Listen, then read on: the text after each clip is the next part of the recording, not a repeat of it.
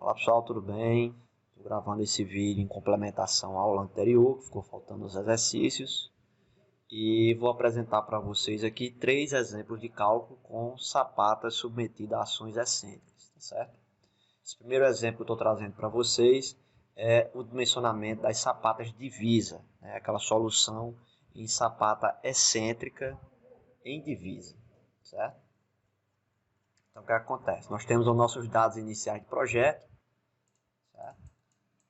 A gente tem aqui a figurazinha ao lado para a gente ter uma noção dos dados, certo? Ajeitar aqui para a gente. Então, a nossa carga que está chegando vertical, né, no pilar, ela é de 100 kN, né, ou seja, em torno de 10 toneladas. Estou considerando também um momento fletor aqui de 5 kN. Né? Esse momento fletor ele vem também do projeto. E uma força horizontal de 7 kN, né, que daria aproximadamente aí 700 kg, né, tendendo a deslizar essa sapata aí no sentido horizontal da esquerda para a direita, certo? Isso aí é uma situação, digamos assim, bem trivial, certo? Bem simples. E assim, só para a gente ter uma ideia aqui, esse momento MK, se ele estiver atuando no mesmo sentido aqui, tendendo a causar um giro no sentido horário, certo? Ou seja, o nosso MK, considerando que está nesse sentido, nós temos nossa, nossa sapata de divisa, certo? Nosso NK. Se o nosso momento MK ele tiver nesse sentido, ou seja, causando um giro no sentido horário, certo? Se a gente tiver essa situação, é a mesma coisa da gente estar, digamos assim, afastando um pouco essa normal que chega no pilar, certo? Porque lembre-se que o nosso momento ele pode ser encarado como a normal vezes uma excentricidade. Então, nossa excentricidade devido a esse momento fletor vai ser a normal devido ao momento, certo? Então, de uma maneira prática, é como se essa carga NK ela estivesse caminhando para um certo ponto aqui mais próximo da região central da sapata, certo? Evidentemente, se esse momento fletor tivesse um sentido contrário, ou seja, tendendo a girar no sentido anti-horário, essa excentricidade aqui que a gente chama de projeto, ela seria, né, digamos assim, acrescentada a essa excentricidade aqui que a gente tem, que a gente chama de construtiva, certo? Ou seja, a excentricidade construtiva ela está relacionada à locação, ou seja, relacionada à carga do pilar, NK, e o centro de gravidade da sapata, certo? Então, novamente, se esse momento o MK estiver girando no sentido horário, dessa forma que a gente está vendo, ele vai diminuir, digamos assim, essa excentricidade construtiva, ou seja, a excentricidade resultante ela vai ser a excentricidade construtiva menos a excentricidade de projeto, certo? Evidentemente, né, isso aqui pode ser mais ou menos. Se o momento estiver girando no outro sentido, no anti-horário, essa excentricidade construtiva ela vai ser somada também a uma excentricidade de projeto, certo? Só para a gente entender o que é que a rotina aqui no MATCAD está fazendo, tranquilo?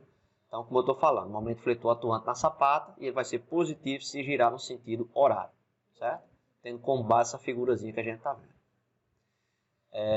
E assim, também é bastante comum esses pilares de divisa também vir acompanhado de um momento fletor, certo?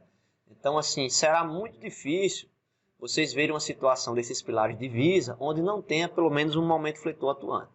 Esse momento aqui está em torno de 500 kg vezes metro, um momentozinho bem pequenininho, mas ele serve para ajudar um pouco aqui para que essa sapata ela possa ser viável, certo? Então, nesse sentido, esse momento fletor ele se torna como benéfico para a gente, certo? Ou seja, a nossa excentricidade de projeto, o que é que ela vai ser? Ela vai ser o meu momento MK, certo? Que é o momento que eu tenho devido ao pilar, mais essa força horizontal vezes a altura que eu estou adotando para a sapata. Ou seja,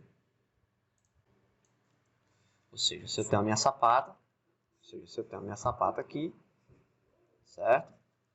E eu tiver uma força horizontal atuante aqui, força vertical, força horizontal, o meu momento total aqui na base dessa fundação vai ser, certo? Considerando a altura, certo? E o momento que eu vou ter atuante aqui, certo? Então, o meu momento total na base dessa fundação, considerando aqui esse ponto A, ele vai ser meu MK, certo? Mais essa força horizontal vezes a altura da sapata. Tranquilo? Então, o momento fletor total que eu tenho atuando aqui na base dessa sapata, ele vai ser esse valor aqui, certo? Que é o que eu estou considerando aqui na nossa rotina, certo?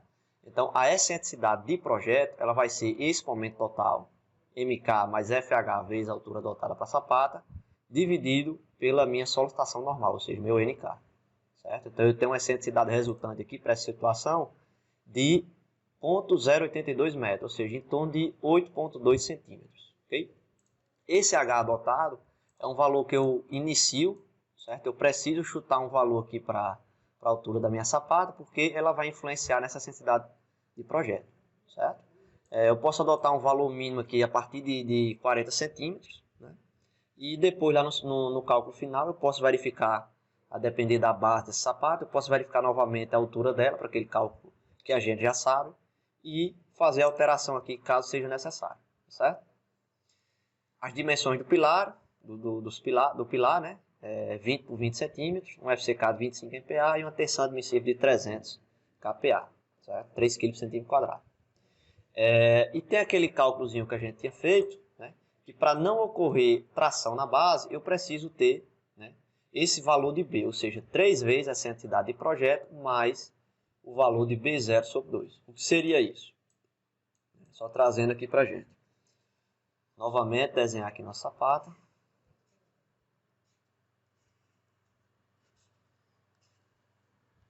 Certo? O que é que a gente vai ter aqui? Nós temos nosso NK.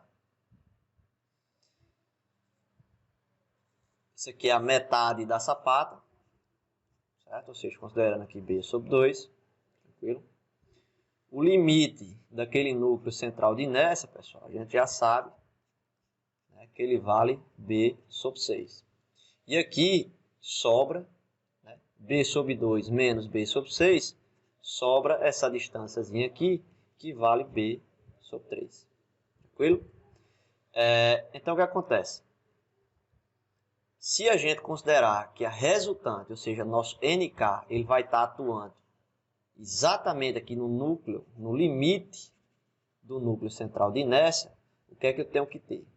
Eu preciso ter aqui meu B sobre 3, certo? Essa distânciazinha aqui, B sobre 3, ela vai ser igual a B0 sobre 2, que é essa distânciazinha aqui, pessoal,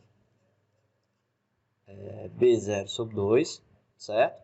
Mais, né, se eu tiver a atuação do meu momento aqui, meu MK, ele vai gerar uma excentricidade de projeto, né?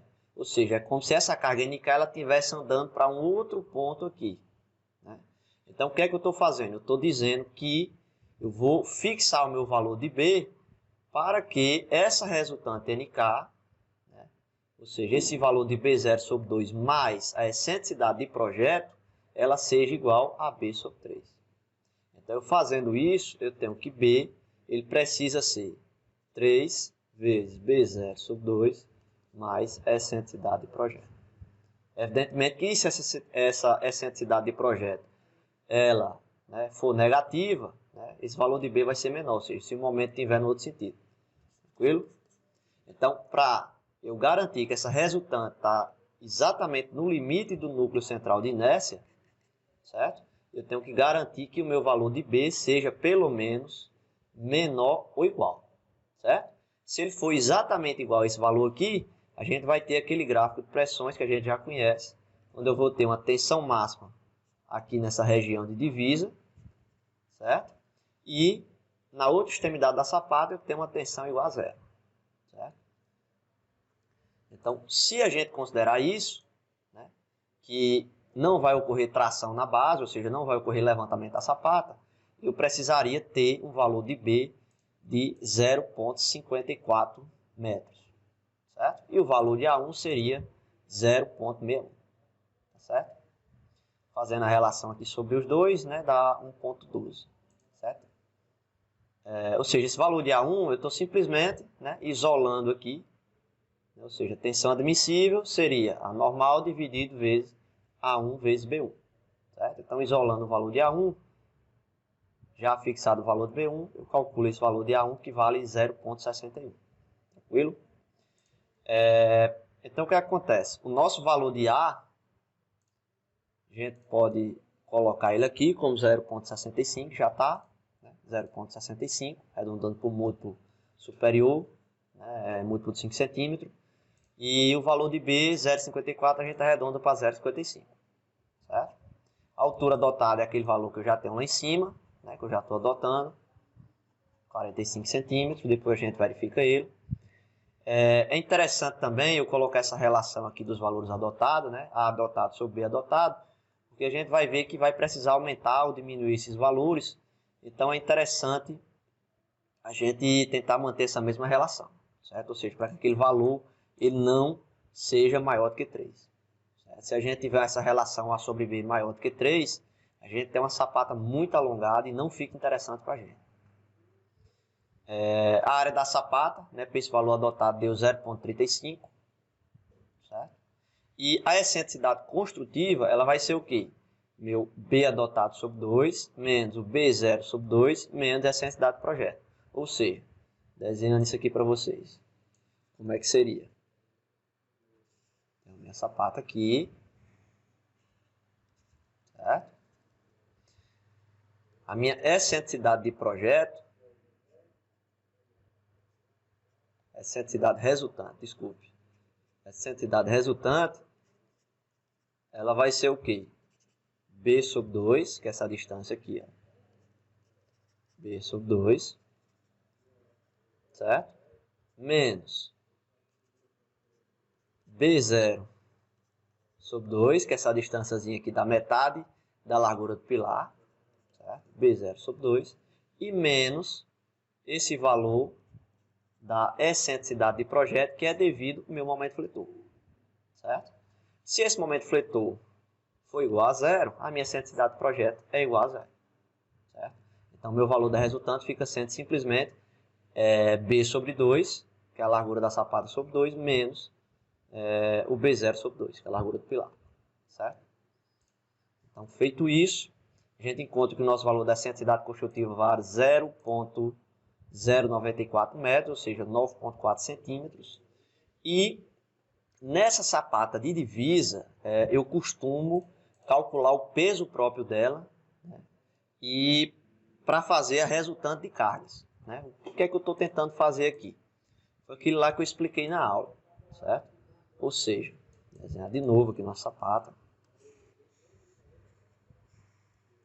O que é que eu estou fazendo? Eu vou ter a minha normal, certo? Meu NK, certo? E a minha sapata, né? Nesse caso aqui, quando é sapata divisa, eu não adoto aquela solução em forma de tronco de cone, né? Então, quando é uma sapata divisa assim, eu costumo fazer uma sapata totalmente quadrada, né? Em forma de um cubo, certo? Porque isso vai ajudar um pouco no peso próprio. Ou seja, essa fundação aqui, essa sapata, ela vai ter um peso próprio dela, que vai ser como se fosse uma carga distribuída aqui nessa base. Então, eu vou ter uma carga exatamente aqui no meio da seção transversal da sapata, ou seja, no CG da sapata, que eu estou chamando de peso próprio. Como é que calcula esse peso próprio? Vai ser a dimensão da sapata, A vezes B vezes a altura, vezes o peso específico do concreto. Concreto armado, a gente sabe, né, se vocês não souberem ainda, o peso específico do concreto armado a gente pode considerar como sendo de 25 kN. Certo? Então, quando a gente fizer essa multiplicação total aí, a gente vai encontrar um valor em kN. Certo? E o que acontece? Lembram lá da sapata associada, que a gente tem duas cargas, né? E a gente precisa encontrar o valor da resultante, que vai ser NK mais PP, certo?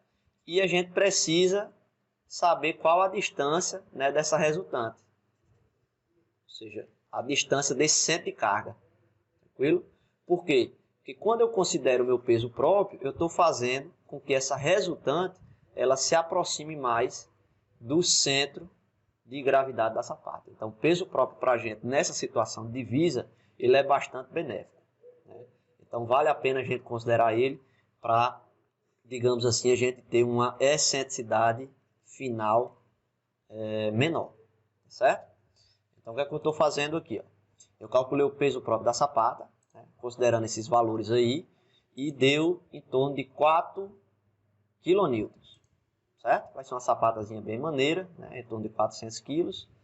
E a nossa excentricidade resultante vai ser o quê? Vai ser o peso próprio da sapata, dividido pela carga total, que é NK mais o peso próprio da sapata, vezes a excentricidade construtiva. Ou seja, eu estou calculando em relação a esse valor aqui, ó. Ou seja, a distância entre NK e PP é exatamente a excentricidade construtiva que eu tenho. Ok? E essa distância aqui do centro de carga é o valor que eu estou calculando, que é aquele mesmo cálculo que a gente fez para encontrar o centro de carga em sapata associado. Então, feito isso, eu encontrei esse valor do centro de carga, né? Isso é uma distância, em metros também. É só colocar aqui. Ele é em metros também. Certo? É em metros. E qual será a excentricidade resultante? Ora, a excentricidade resultante vai ser exatamente esse valorzinho aqui, ó. Eu tenho a minha excentricidade construtiva, que é aquele valor que eu calculei, e tenho o meu valor do centro de carga. Como minha resultante ela vai se afastar um pouquinho aqui em direção ao centro de gravidade da sapata, por causa do peso próprio, essa excentricidade resultante ela vai ser um pouco menor do que a excentricidade construtiva. Ou seja, a nossa excentricidade construtiva ela é em torno de 9,4 centímetros, certo? E a nossa excentricidade resultante ela vai ser 9 centímetros, fechado. Certo? Então a gente conseguiu, digamos assim, diminuir 4 centímetros da excentricidade devido à consideração do peso próprio da sapata. Tranquilo? Então, de certa forma ajudou, né? E pode até viabilizar, dependendo do caso também, né?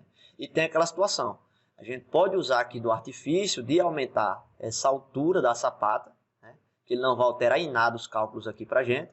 Se a gente aumentar essa altura, o peso próprio da sapata ele vai aumentar, certo? Então, o que é que a gente vai fazer? A gente vai fazer com que essa parcela aqui do numerador aqui, ela cresça.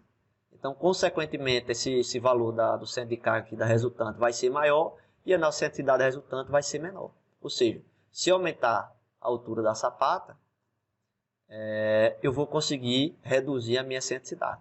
Então, de certa forma, seria benéfico isso daí, né? Mas, evidentemente, que a gente não vai fazer uma altura muito grande, uma coisa muito fora de proporção, tá certo?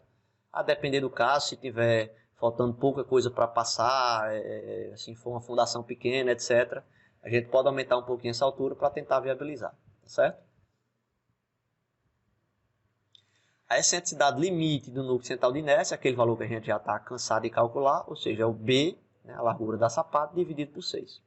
Então, a minha excentricidade limite é 0,92, ou seja, ela pode ir até 9,2 centímetros, e a minha resultante está a 9 centímetros. Ou seja, eu ainda estou 2 centímetros para dentro do núcleo central de inércia. Digamos assim que minha excentricidade resultante poderia ser até 9,2 centímetros, tá certo? Então, nesse caso, a gente tem uma sapata com a resultante totalmente dentro do núcleo central, certo? A área da sapata que a gente precisa, considerando a carga total, né, o NK mais o peso próprio da sapata, dividido pela tensão admissível, é de 0,34 metro quadrado. Se a gente olhar aqui para a área da sapata que a gente adotou aqui em cima, a gente tem um valor um pouquinho maior do que esse valor aqui que a gente está considerando. Como até o momento a gente não considerou ainda o efeito da excentricidade, né, ou seja, a gente ainda não considerou os momentos fletores atuantes, essa área mínima está praticamente igual à área que a gente está adotando. Então a gente vai perceber que quando for fazer a verificação, que a tensão máxima vai estar bem maior do que a tensão admissível do terreno. Então a gente já sabe que vai precisar aumentar essa área da sapata, a gente vai ter que aumentar a proporção dessa sapata, né, a área dela, para a gente poder ter uma tensão admissível adequada, uma tensão máxima, na verdade, certo? Então, é exatamente isso que a gente vai fazer. Ou seja, a nossa tensão máxima na borda mais comprimida, né, a gente permite que seja de até 15% a mais da tensão admissível. Né? Aquele item 6.3.2 da NBR 6122, que eu mostrei a vocês. Considerando que esse momento, essa força horizontal, etc., está vindo de uma ação variável, né? de uma combinação de cálculo, onde a ação variável principal é o vento, né? A ação do vento, que na maioria das vezes é, né? A gente pode ter esse recurso aí de aumentar em até 15% a nossa tensão admissível. Então, ou seja, a gente permite que a nossa tensão, né, ela chegue até 345 MPa, certo? Ou seja, a nossa excentricidade resultante ela é menor do que a excentricidade limite, então a gente pode olhar aqui para essa equaçãozinha trivial que a gente já viu. Né? Ou seja, a tensão máxima na borda da sapata, ela vai ser o quê? Aquele valor que a gente já viu lá nos slides, e ela vai valer 576 kPa. Certo? Então vejam que está um valor muito superior ao que seria permitido. Tá certo? Então, o que é que está induzindo aqui para a gente? Está induzindo que a gente deve aumentar a área da sapata para reduzir esse valor da tensão máxima. Tá certo? Então, vamos tentar aumentar esse valor aí de tal forma para que a gente tenha uma tensão, né, pelo menos igual a 345 kPa. Certo? Então, por exemplo, vamos aumentar um pouco aqui esse valor de A e de B e ver o que acontece. Certo? Se vocês perceberem aqui, pessoal, não é interessante para a gente aumentar muito esse valor de B. Certo? Por quê? Porque se aumentar o valor de B, a gente vai ter, digamos assim, uma excentricidade construtiva maior. Certo? Então vira, digamos assim, um círculo vicioso aqui. Se a gente aumentar muito o valor de B, a excentricidade construtiva vai aumentar, os valores vão aumentar e a tensão máxima também vai aumentar. Né? Pode até ser que a resultante saia do núcleo central de inércia. Então a gente tem aquela questão lá do levantamento da base que não é interessante. Certo? Então, de preferência, a gente tenta aumentar um pouco aqui logo esse valor de A para ver se a sapata vai passar. Certo? E, evidentemente, olhando aqui para essa relação de A sobre B, para ver se ela não passa de 3. Então, como a gente tem uma relação aqui de 1,18, a gente ainda tem uma folgazinha bacana. Então, vamos aumentar um pouco aí. Ó. Tem uns 65 centímetros do lado A. Eu vou aumentar aí, por exemplo, para 0,8. Certo? Quando eu aumentei para 0,8, deixando B fixado, sem mexer nele, a nossa relação A sobre B passou para 1,45. Ainda está bacana, ainda está aceitável.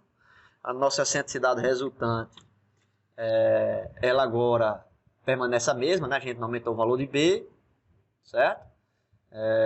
O valor da resultante ainda continua, né? Porque aumentou um pouquinho aqui o peso próprio da sapata. A gente tem que verificar, mas de toda forma a excentricidade resultante ainda é menor do que a excentricidade limite do núcleo central de inércia. Então a gente pode usar essa equação.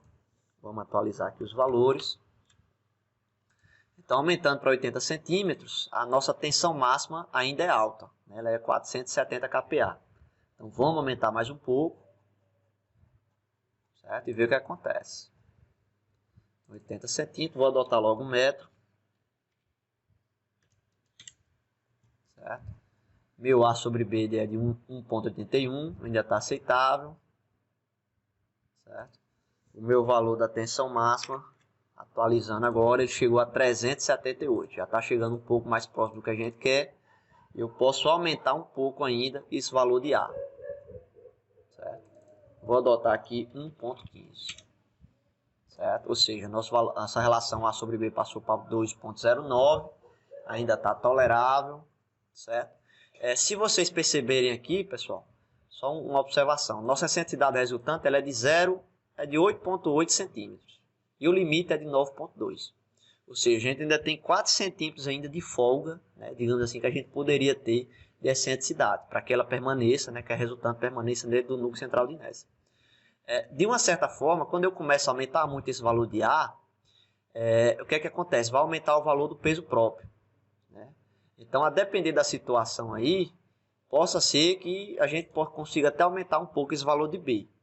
Certo? Mas eu já tinha feito esse exemplo antes e vi que não compensa aumentar esse valor de B não. A gente tem que deixar ele fixado em 0,55 mesmo. Tranquilo? E adotando esse valor de 1,15, né, a nossa excentricidade resultante ela permanece a mesma, né? E o valor da tensão máxima ela desce agora para 330 kPa. Certo? Poderia buscar ali talvez um 1,10, alguma coisa assim, mas 1,15 já passou, então está tolerável. Ou seja, a minha tensão máxima de 330 na borda mais comprimida, ela é menor do que a tensão permitida de 345. Então, nosso cálculo está ok e a sapata está dimensionada, certo? Então, essa situação, foi possível dimensionar essa sapata, certo? E, a depender da situação, né, a gente tem que ver aqui que é uma carga pequena, né, apenas 10 toneladas de carregamento, é uma tensão admissível relativamente boa, né, um terreno de resistência de média a boa, né, 3 kg centímetro quadrado, um solo relativamente bom. E a gente tem ainda de auxílio esse momento aqui de 5 kN, que ele é benéfico. Ou seja, a depender da combinação, talvez se eu não tivesse esse momento, a tensão admissível do solo fosse um pouco menor, talvez esse sapato não fosse viável, certo? Então, esse tipo de sapato, o dimensionamento dela é assim. A gente tem que sair chutando esses valores, testando, verificando a tensão máxima na borda mais comprimida e buscando esse jogo aí para que fique a melhor situação possível. Tranquilo? Sempre buscando a situação que não ocorra levantamento da base, ou seja, não ocorra tração. Embora a norma permita, né, mas, digamos assim, do ponto de vista técnico, não é muito interessante fazer isso. Se a excentricidade resultante fosse maior do que a excentricidade limite, a gente ia usar essa equaçãozinha aqui de baixo, né, e precisaria verificar aqui a área que está sendo comprimida também. Né, se a porcentagem da área comprimida sobre a área total seria de pelo menos 67%, 67% da base da sapata, certo? A gente precisa ainda fazer aquela verificação da estabilidade contra o tombamento e contra o deslizamento. Então, como é feito esse cálculo, né? A minha força, né, ou seja, o momento que está tendendo a tombar essa sapata, vai ser o quê? Meu momento característico, que eu tenho de projeto, mais a força horizontal vezes H, certo? A gente sempre tem que olhar para esse ponto que está mais distante, né, distante da sapata, né, em relação a esse momento fletor. Ou seja, esse momento fletor aqui, com essa força horizontal, ela só pode girar essa sapata em torno desse pontozinho verde que está aqui na quina, certo? Então, o meu momento de tombamento ele é FH vezes a altura, que é um momento fletor, vezes esse momento fletor que eu tenho no projeto. Eu calculei aqui, a gente tem que esse valor vale 8,15 kN. O momento que eu tenho estabilizando, ou seja, tendendo a manter essa sapata parada, é exatamente meu peso total, ou seja, meu NK mais o peso próprio da sapata vezes A sobre 2. A sobre 2 é exatamente, né, o valor aqui de onde está a resultante da sapata. Tranquilo? Tranquilo, pessoal? Então, fazendo esse cálculo, a gente encontra que o momento estabilizante é de 61,59 kN.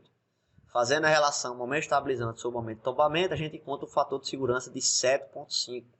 Então, o fator de segurança ele precisaria ser de 1,5. Então, está mais do que satisfatório. Certo? Verificação complementar, aquela verificação que teria lá na norma antiga, né, NBR 6122 de 86, que não tem mais na atual, mas eu coloco aí porque eu gosto de fazer essa verificação também. Certo? Então, normalmente, essa verificação passando aqui, essa verificaçãozinha complementar ela também vai passar. Ou seja, a excentricidade resultante sobre o B adotado elevado ao quadrado, ele é de 0,025 e é menor do que 1 sobre 9, né, que é 0,11.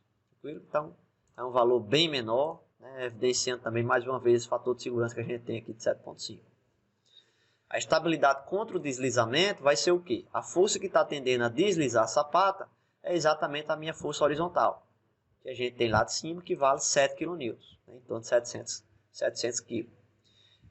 Essa forma aqui eu estou utilizando aquela equaçãozinha lá que considera a força de atrito existente entre a base de concreto e o solo. Né? Se eu tiver informações do ângulo de atrito e da coesão do solo, né, de uma maneira confiável, né, baseada em ensaios experimentais, eu posso estar utilizando aquela outra equação que eu mostrei nos slides. Mas, de uma maneira simplificada, eu posso utilizar esse coeficiente μ, que é o coeficiente de atrito que existe entre o solo e o concreto. Eu posso usar aquela tabelazinha que tem lá nos slides, ou eu posso usar essa tabelazinha mais simplificada, né, que a gente tem aí para os solos mais comuns. Certo? Eu coloco como observação aqui, que esse valor ele não deve ser maior do que 0,5. Certo? Ele vai variar normalmente aí para o contexto dos solos que a gente trabalha, ele varia em torno de 0,3 a 0,5. Certo? Então, considerando aí, a depender do tipo de solo, né, que eu preciso ter o SPT, e considerando aqui 0,35, né, que seria equivalente a uma argila dura, por exemplo. Né? Então, a força que está tendendo a estabilizar vai ser meu NK mais o peso próprio da sapata, vezes esse coeficiente de atrito, que vai dar 37,49 kN. Ou seja, ela resistiria até 37 kN aqui de deslizamento. Então, fazendo a relação aqui entre força estabilizante e força de deslizamento, a gente encontra um fator de segurança de 5,35. Ele precisaria, pela norma, ser de pelo menos 1,5. Então, está bastante satisfatório. O cálculo da altura da sapata a gente considerou 0,45. Né? Então, calculando aqui para aquelas equações que a gente já viu, né? Considerando o B adotado e o A adotado, a gente encontra que, né, na pior das hipóteses aqui, talvez até 0,35 já fosse suficiente, né? Mas como a gente já fez o cálculo com 0,45, a gente só precisa verificar. Ou seja, o meu D1, meu D máximo aqui que eu estou encontrando é de 0,31. Né? Arredondei aqui para 0,40, mais 5 centímetros, fica 45 centímetros. Fica satisfatório aí para a gente. Tranquilo? Então, o dimensionamento geotécnico da sapata excêntrica seria isso. Né? E precisa ser feitas essas verificações. Tranquilo, pessoal? Vou apresentar para vocês um outro exemplo agora de sapata. Agora não de divisa, né, mas uma sapata interna submetida a uma flexão composta reta. Ou seja, a flexão é uma sapata que vai estar submetida a apenas um momento fletor na direção de um dos eixos principais, seja na direção do eixo X ou na direção do eixo Y. Certo? Então, por exemplo, nesse exemplo, a gente tem uma carga. Deixa eu colocar para cá, deixa eu fechar isso aqui. A gente tem uma carga normal chegando na sapata de 1.200 kN, ou seja, 120 toneladas. Temos um momento característico girando aqui no sentido horário, MK, de 150 kN, né, ou seja, em torno de 15 toneladas vezes metro. E uma força horizontal de 40 kN, ou seja, 4 toneladas. Certo? Nas mesmas direções que está aqui mostrando na figura. Meu valor de A0 e B0, A0 é 0,5, B0 é 0,2. Concreto que eu estou utilizando na sapata de 25 MPa, tensão admissível 300 kPa, certo? Então, como seria o dimensionamento da base? Eu parto daquele cálculo já que a gente conhece, eu estou adotando uma majoração aqui no peso próprio da sapata de 10%. Né? Nesse caso aqui, pessoal, como a gente vai ver que normalmente essas sapatas elas passam com certa facilidade, eu preferi não calcular literalmente o peso próprio da sapata. Certo? Eu poderia fazer isso e somar aqui com o meu valor de NK, mas nessa situação eu estou adotando só 10% mesmo para título de simplificação. Certo? A área mínima da sapata vai ser esse NK majorado dividido pela tensão admissível, então eu preciso de 4,4 metros quadrados. O valor de B, considerando, né, aquele cálculo econômico, onde as abas vão ser iguais, eu calculei que B1 vai precisar de 1,94. O valor de A1, deixando o B1 fixado, seria de 2,25. Certo? Então eu vou adotar um valor aqui, né, arredondando para múltiplo de 5 centímetros. B1 vai ser 1,95, eu já deixei aqui. E o A vai ser 2,25. Certo? Então, como eu vou estar alterando, a gente percebe aqui, esse valor até agora não está considerando o momento fletor, né, as excentricidades, a flexão. Então, a gente vai perceber que esse valor vai ter que ser aumentado. Certo? Então, eu sempre procuro estar deixando na mesma relação. Ou seja, essa relação aqui, A1 sobre B1, né, de 1,15, ele é o valor da relação que precisa ter para o cálculo econômico. Ou seja, para eu garantir que as armaduras, tanto na direção de A como na direção de B, vão ser bem semelhantes. Então, por exemplo, eu sempre tento aumentar esse valor aqui de A e de B para que essa relação de A sobre B elas permaneçam iguais. Certo? O dimensionamento da altura, ele vai pegar aqui o valor que eu estou adotando. Né? Então, a altura que eu estou calculando aqui, ela vale o valor máximo, né, considerando todos aqui, de 0,58. Né? Então, eu posso adotar aqui, por exemplo, um D de 0,6. Certo? Adotando 0,6 mais 5 centímetros, a altura total fica de 65 centímetros. É possível ancorar as barras dos pilares, a altura do rodapé vai para 0,25, aquele cálculo que a gente já tinha feito. E vamos aqui fazer a verificação da flexão composta reta. A minha excentricidade de projeto, pessoal, vai ser aquele valor do momento fletor total que eu já mostrei para vocês, que é o MK mais a força horizontal vezes a altura total, dividido pela carga total vertical, né? Ou seja, meu NK majorado. Então, essa excentricidade de projeto está me dando um valor de 0,13, né? 0,133 metros, né? Que é 13,3 centímetros. A minha excentricidade limite do núcleo central de inércia, né? Sendo A sobre 6, né? Ou seja, eu sempre tenho que estar olhando aqui para a direção de tal momento, né? Evidentemente, se minha excentricidade de projeto estivesse na direção de B, eu precisaria trocar esse valor aqui de A pelo valor de B, certo? Eu preciso estar ciente aí em qual direção está sendo atuado esse momento, ou seja, em qual direção está a excentricidade, certo? Então, minha excentricidade limite, como a excentricidade de projeto está na direção de A, está ao longo do eixo A, né, o eixo X, digamos assim, eu estou utilizando o valor de A. Então, A sobre 6, eu teria que meu núcleo central de inércia ele vai até 37 centímetros a partir do CG da sapata. Como eu estou com a excentricidade de apenas 0,13, ela está totalmente dentro do núcleo central de inércia, não tem um problema de levantamento da base. A minha pressão máxima, a minha tensão máxima admissível aqui no terreno, ela vai ser 345 kPa, né? Se eu tiver aquela consideração lá do item 6.3.2. E como a gente tem a excentricidade dentro do núcleo central de inércia, a gente vai utilizar aquela tensão, né? Aquele cálculozinho que a gente já conhece, bem simples, aquela equação trivial. E fazendo aquele cálculo, a gente percebe que a tensão máxima na borda da sapata é de 407 kPa. Certo? Esse valor aí está em kPa. Certo? Ou seja, ele está um pouco maior do que o valor que a gente tolera, 345. Ou seja, a gente precisa aumentar, como eu falei para vocês, a gente precisa aumentar um pouco esse valor de A e de B, para que essa tensão máxima ela tenha uma área maior para se distribuir, fazendo com que essa tensão máxima ela seja reduzida. Então, por exemplo, vamos aumentar esse valor aqui, sei lá, vou colocar aqui 2,4, né? E aumentei 30 centímetros, vou colocar aqui 2,10. Pronto. Vou adotar aí 2,40 por 2,10, eu estou tendo a relação A sobre B de 1,14, próximo de 1,15, que é o que eu quero. O valor aqui da altura, ele vai aumentar, né? Ou seja, eu preciso agora de uma altura útil de pelo menos 65, né? Altura total de 70 centímetros, verificando novamente as excentricidades, que vai aumentar um pouquinho. A excentricidade de projeto passou para 13,5 centímetros, estou dentro ainda do núcleo central de inércia, e a minha tensão diminuiu para 350 kPa. Certo? Ela reduziu um pouquinho, mas ainda está maior do que a tensão permitida. Então eu vou aumentar apenas mais 5 centímetros em cada lado da sapata para ver se passa. Ou seja, vamos aumentar aqui ó, mais 5 centímetros. Então eu vou ficar com 2,45 por 2,15.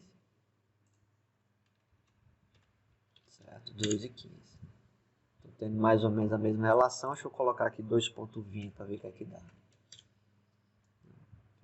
2,20, deixa eu colocar 2,5.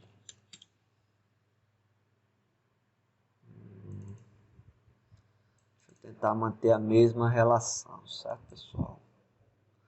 2,15. Pronto. 2,50 por 2,15. Vamos ver se passa. A altura total. A gente pode deixar os... Aumentou um pouquinho aqui, né, para 0,66. Vou adotar agora 0,7 de altura útil. Altura total para 0,75. Atualizando os valores aí. A excentricidade ainda está dentro do núcleo central de inércia. Pronto. Né? Eu poderia ainda tentar reduzir um pouco essas medidas, né? Ver um valor aí mais aceitável para o valor de A e B. mas como a nossa tensão máxima aqui está dando 325 kPa, ela está menor do que a tensão permitida, então eu já posso parar o cálculo por aqui. Certo? Eu poderia ainda testar outros valores, mas a título de exemplo já ficou entendido para vocês que eu preciso estar estudando uma relação aí entre esses lados para que essa tensão máxima ela nunca exceda essa tensão permitida. Tranquilo? Então, tá tranquilo, o cálculo aí pode ser feito com essa dimensão que a gente adotou. Vou fazer a verificação contra o tombamento, mesma forma que eu fiz para o cálculo anterior, né? Ou seja, o momento de tombamento vai ser meu MK mais FH vezes a altura total. Eu tenho 180 kN metro de momento que está tendendo a tombar a sapata. E o momento que está tendendo a estabilizar vai ser minha carga centrada, meu NK majorado, vezes a largura A sobre 2. Então, meu fator de segurança é de 9,16, bem maior do que 1,5, sem problema nenhum. Aquela verificação complementar também deu um valor bem menor do que esse 1/9, certo? E tá tranquilo, né? A força de deslizamento também de 40 kN, né? Considerando um valor de μ, coeficiente de atrito de 0,35, eu tenho uma força estabilizando de 462 kN. Então, meu coeficiente de segurança contra o deslizamento é de 11,55. Também bastante bom, né? Já que a gente precisaria de pelo menos 1,5. Tranquilo, pessoal? Então, o dimensionamento dessa sapata seria isso. Foi tudo verificado. Além disso aqui, seria agora dimensionar as armaduras. Tá certo?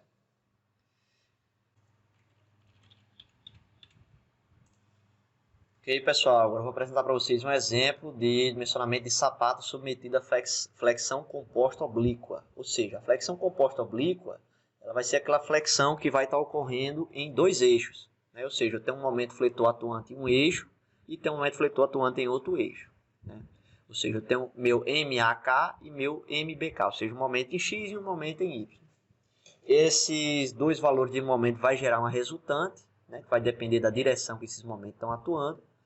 E para a gente fazer o nosso projeto, né, para a gente começar os cálculos, a gente tem que adotar os valores que a gente está considerando como positivo ou negativo.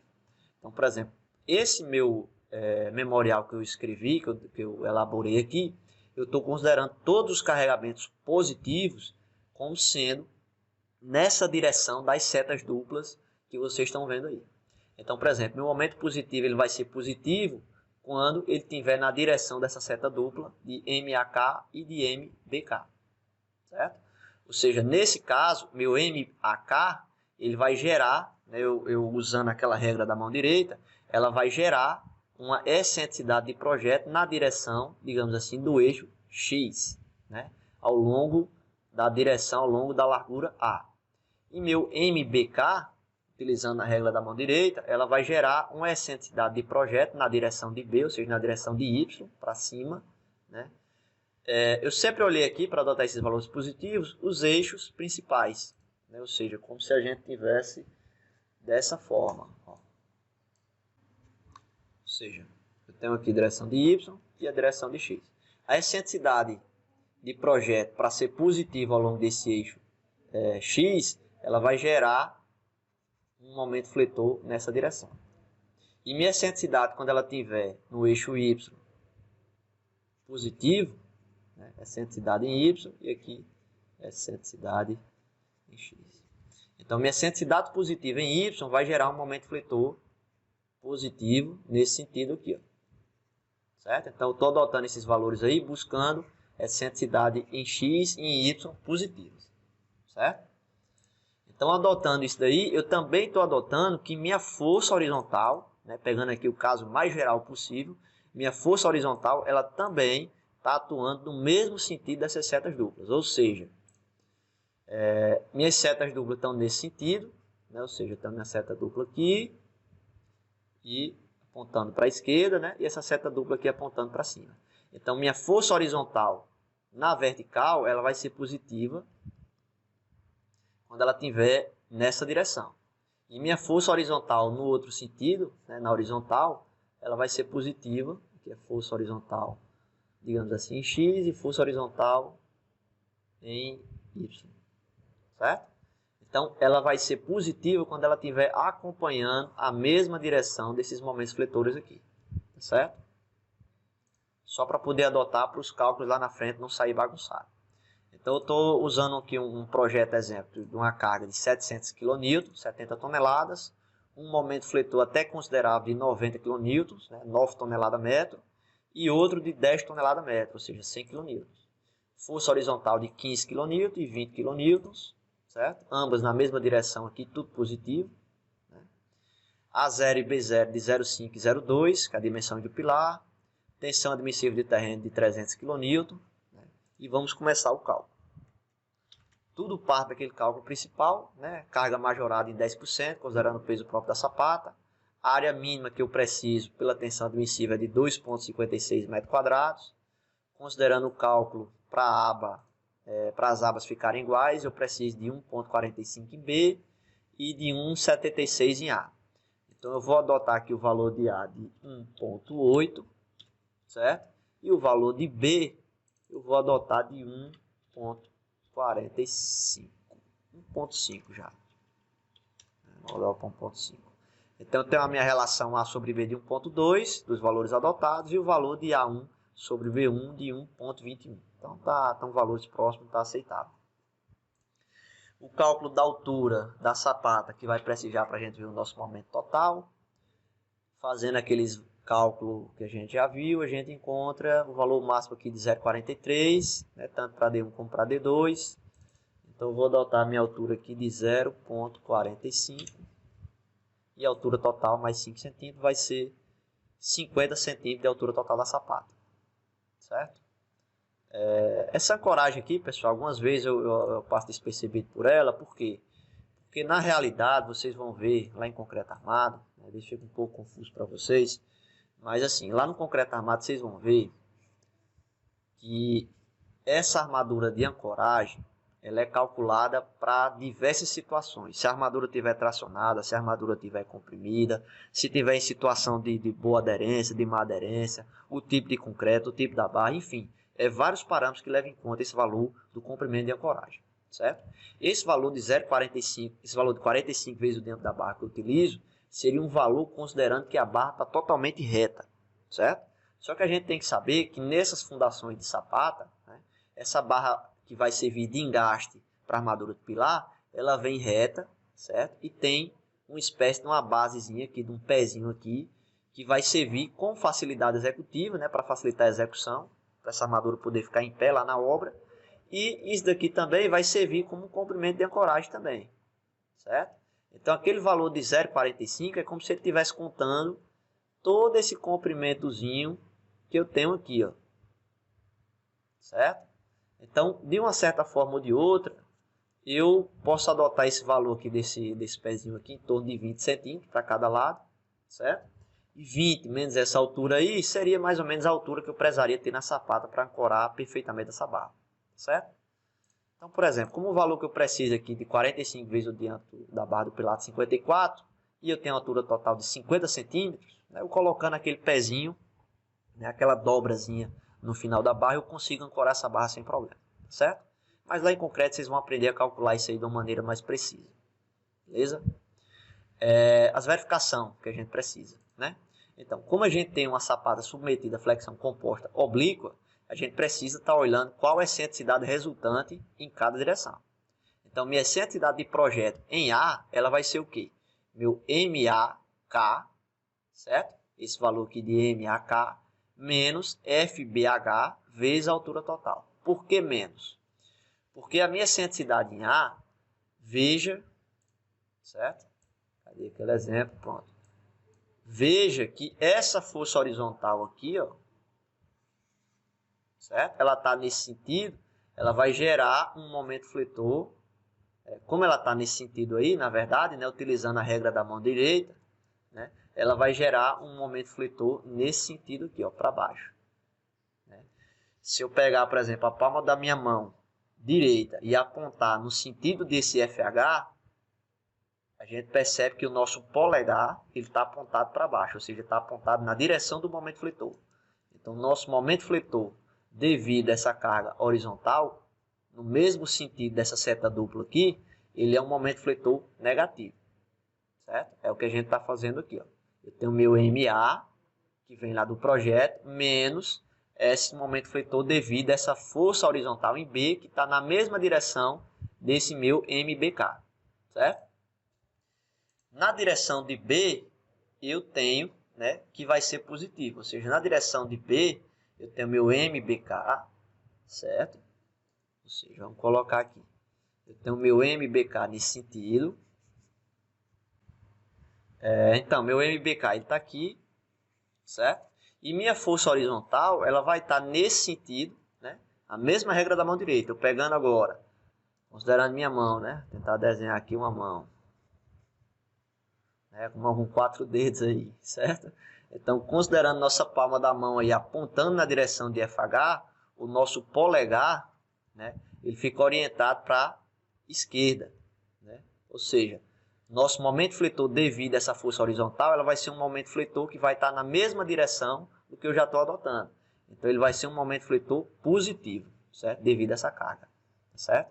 Ou seja, eu estou somando aqui e nessa de A eu estou diminuindo, tranquilo? Só para a gente ter noção, para não estar somando, né, ou diminuindo coisa errada. Então, essa intensidade em A de projeto vai ser 10 centímetros, 0,1 metro, e em B vai ser de 14 centímetros. Fazendo aquela relação que a gente viu lá nos slides, é A sobre A adotado e é B sobre B adotado. Eu tenho um valor de 0,15 que eu preciso verificar com o valor de 1/6. Então, o valor de 1/6 é 0,16 e o valor que eu tenho aqui é de 0,15. Ou seja, a minha excentricidade resultante, ela está dentro do núcleo central de inércia. Bom? Então, quando está acontecendo, aquela mesma ideia, a minha tensão permitida é de 1,15 vezes a tensão admissível, então eu posso até 345 MPa, kPa na verdade, né? E como a minha tensão máxima, né, a minha excentricidade de projeto ela é menor do que a excentricidade limite, ou seja, esse valor de 1/6, eu posso utilizar aquelas equações que a gente já viu, né? Então, por exemplo, para essa situação, eu estou tendo uma tensão máxima na borda mais comprimida da sapata de 543 kPa e uma tensão mínima de 27 kPa, ambas de compressão, certo? Onde está localizada essa tensão, certo? Vamos lá. Como eu tenho minha sapata quadrada, certo? Vamos lá. Como eu tenho um momento fletor, se eu tivesse um momento fletor só nesse sentido, utilizando a regra da mão direita, eu iria perceber que a borda mais comprimida, né, digamos assim, estaria aqui nessa região, certo? Nesse lado aqui, ó. Eu estou desenhando para vocês aqui, colocar até em amarelo, certo? Se o meu momento tivesse, né, meu momento em B, ele tivesse assim. Quando eu tenho um momento fletor também atuante aqui, nessa direção aqui, ó, MA, certo? Eu vou ter agora, né, eu preciso calcular um momento fletor resultante, então, por exemplo, pegando aqui a resultante desses dois vetores, eu vou ter um momento fletor resultante aqui, ó. Esse aqui seria meu momento resultante. Então, de uma certa forma, né, a gente precisa conhecer qual o canto que está a linha neutra. Se a base estiver totalmente comprimida, a nossa linha neutra, né, que é aquela região, a linha neutra, pessoal, simulando aqui um gráfico, por exemplo, tensão mínima e tensão máxima, né, a linha neutra seria essa região da sapata onde as tensões são nulas, certo? Como nesse caso, eu considerando que a sapata está totalmente comprimida, a minha linha neutra, né, é como se ela estivesse no infinito. Ou seja, no infinito, ela não está na região de domínio da sapata, certo? Então, nesse caso, nessa situação, pessoal, utiliza a mesma regra da mão direita, eu aponto, certo, pessoal? Então, utilizando a regra da mão direita, eu vou tentar desenhar aqui a mão de novo, né? Bem feio aí, mas eu acho que dá para entender, né? A gente sempre aponta nosso polegar para a direção do momento fletor resultante. Então, apontando nosso polegar para a direção do momento fletor resultante, né, e, digamos assim, fazendo a nossa palma da mão girando aí no sentido do momento fletor, a gente percebe que essa região, ou seja, essa quina esse ponto aqui que eu estou chamando de A, ele vai ser o ponto onde eu vou ter a minha tensão máxima. Da mesma forma que esse outro ponto extremo aqui, ó, ele vai estar a minha tensão mínima. Então seria como se eu tivesse algo desse tipo aqui, ó. Minha tensão máxima, ela está assim, ó. Certo? Isso ocorre devido à flexão composta oblíqua. Certo? Ou seja, nessa borda eu tenho a tensão máxima e nessa outra borda, eu tenho a minha tensão mínima. Tá certo, pessoal?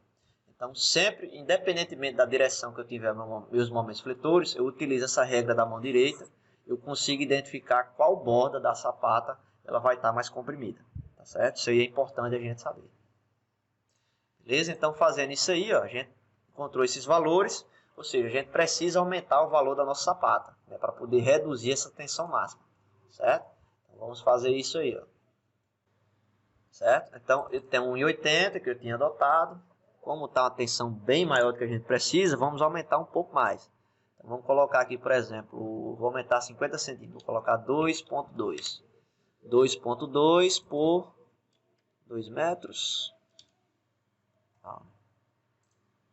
Colocar aqui 2,3,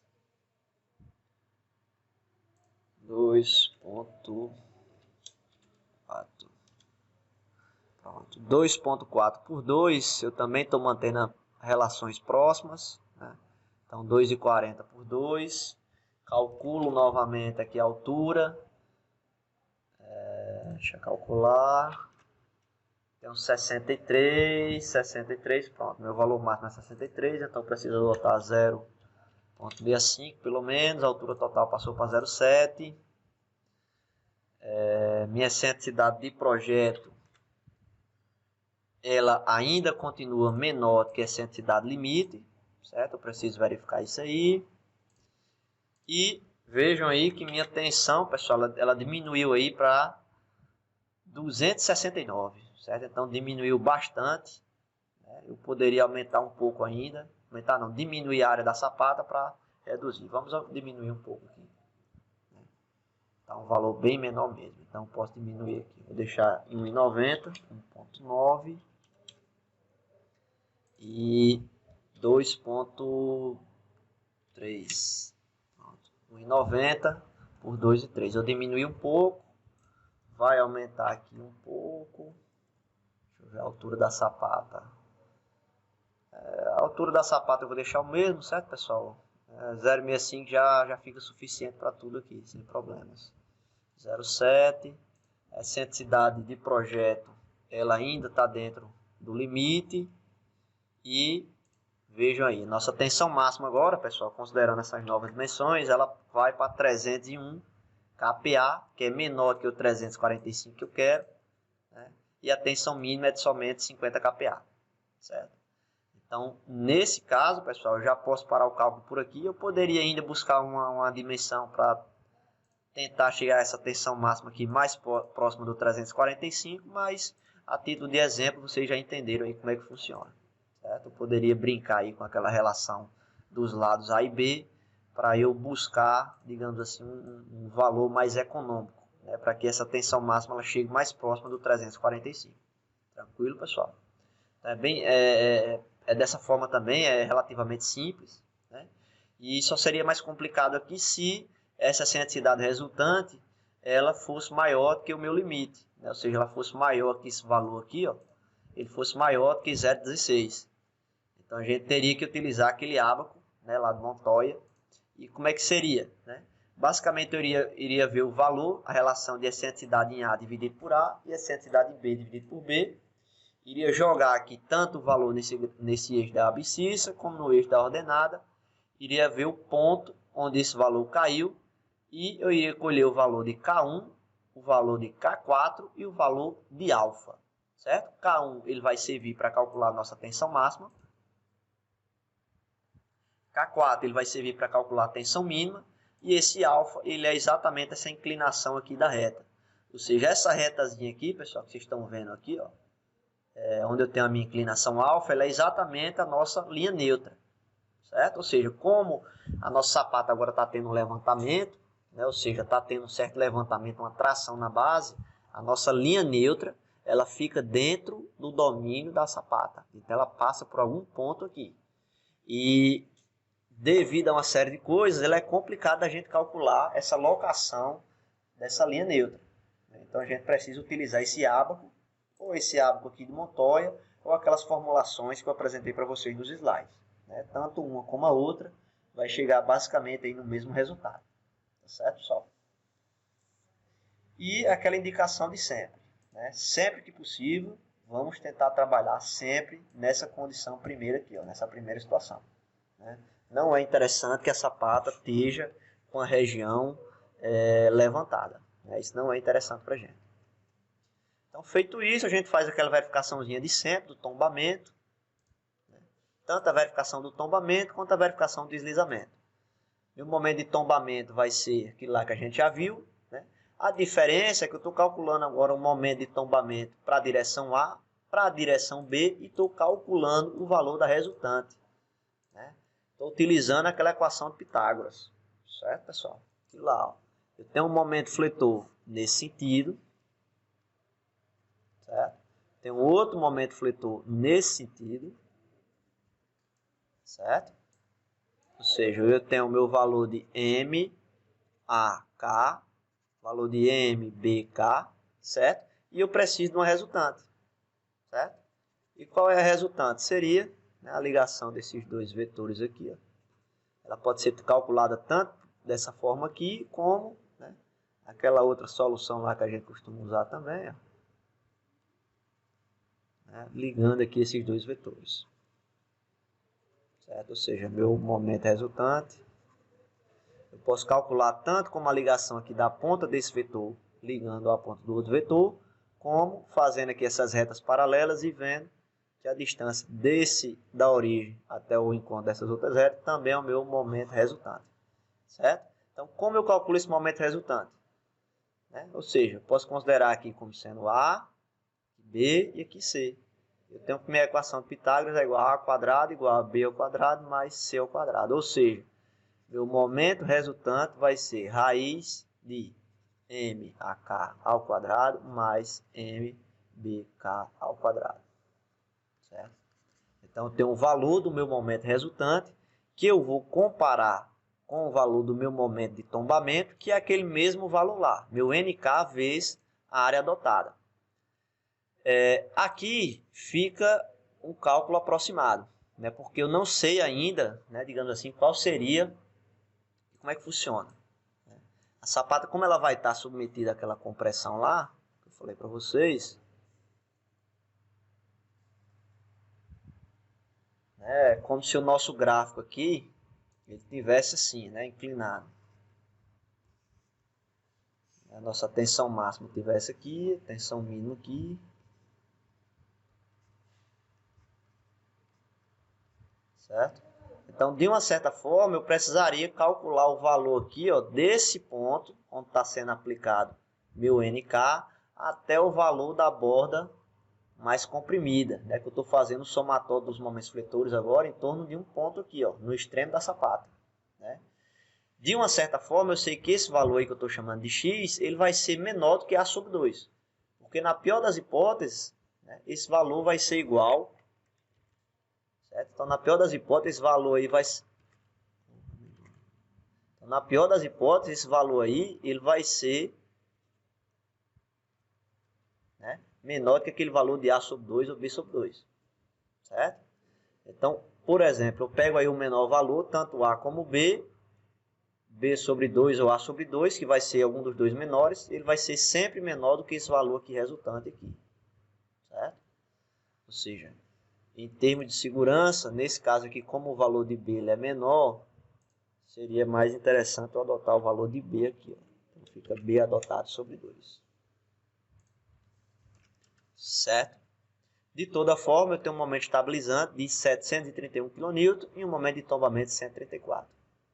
Então, a relação aí do fator de segurança, momento estabilizante sobre momento de tombamento, de 5,45, bem maior do que 1,5, então está tolerável. Certo?